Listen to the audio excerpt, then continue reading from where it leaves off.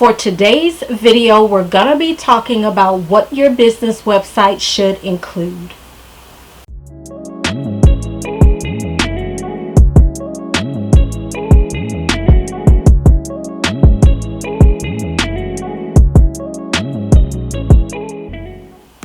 Hi guys, welcome back to my channel. My name is Miss La, and on this channel I do talk about things in regards to beauty, business, and motivation.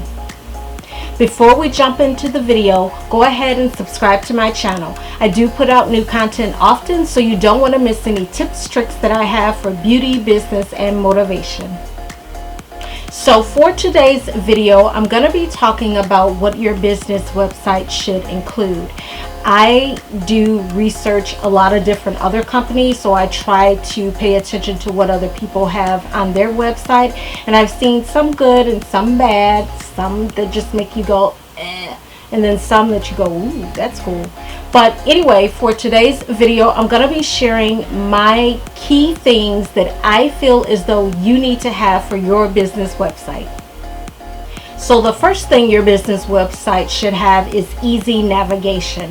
When a person who could be a potential customer or client clicks on your website, they should be able to see headers and footers that do say where your different sections are, and then you want them to be able to have those pages to load very quickly. So I use Shopify. I know there are plenty of other website platforms, but I'm just partial to Shopify because of the different tools that they have. But still, no matter what platform you use, whether it's Shopify, Wix, Big Cartel, whatever it is, you do want to make sure it's easy navigation for your customer. The next thing you want to have for your website is an eye-catching website design. So when a potential customer lands on your page, they should see things that are clean. They shouldn't see pages that are cluttered. You want to have nice, big, clear images.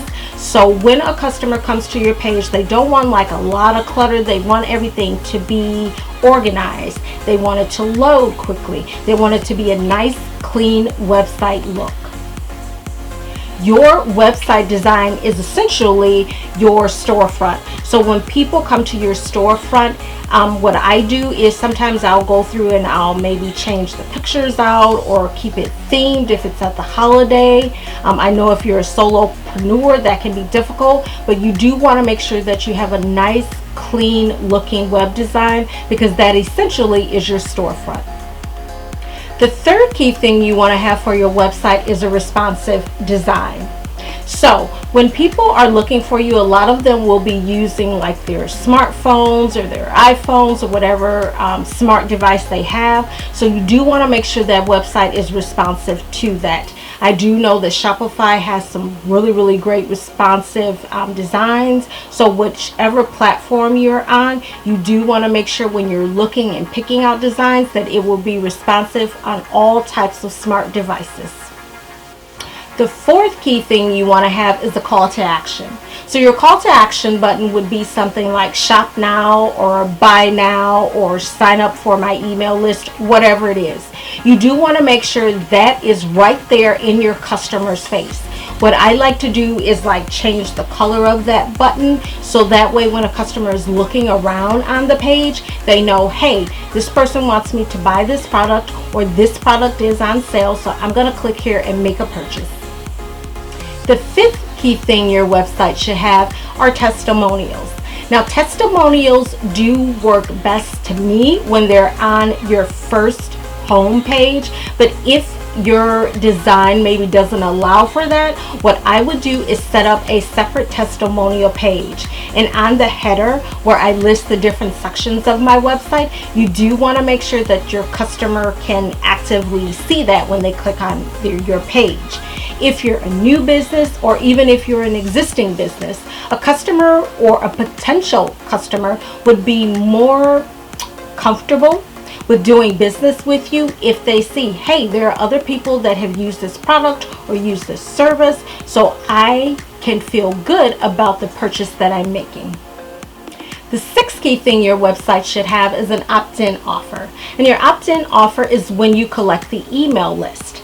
Now, I would highly suggest this because I use Facebook and Instagram ads, but they can do whatever they want at any given time. If you have an email list, then you can reach out to that customer anytime you see fit.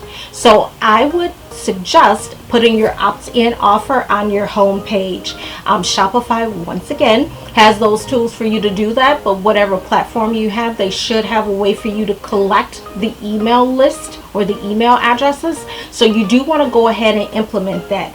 Start to build your email list now.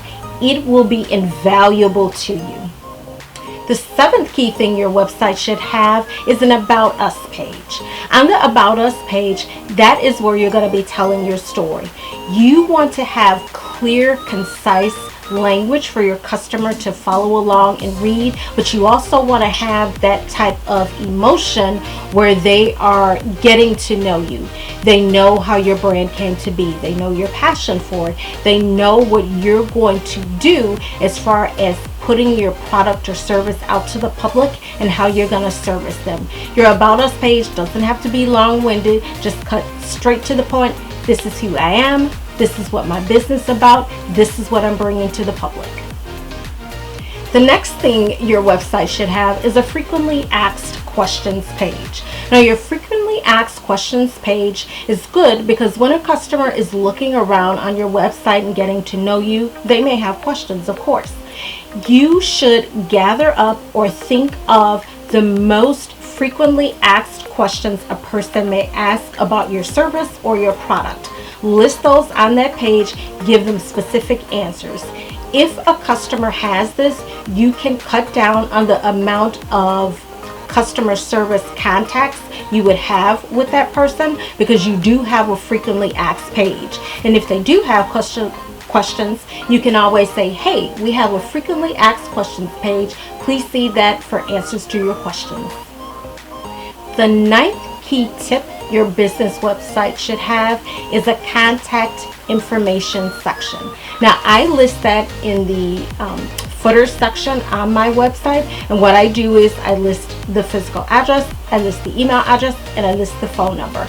That way, if a customer is purchasing with you, and let's say you're brand new, well, they can feel comfortable that you have provided all the necessary ways for them to contact you. So you do want to make sure that in the footer section, that's where I like to see it, you do have information such as your physical address, your email address, and a phone number. The next thing your website should have is search engine optimization, better known as SEO. SEO on your website pertains to the content or the text that you use within your website. The text or content that you use should be relevant to what your brand is about. This is especially helpful when you're ranking in Google. Google will read your pages. So when someone is searching for whatever your product may be, you stand a better chance if your content contains keywords and phrases relevant to your business. You stand a better chance of someone finding you. If you're not comfortable with doing SEO, then my suggestion is Fiverr is a great resource. You can reach out to some of the talent there and they can assist you with that.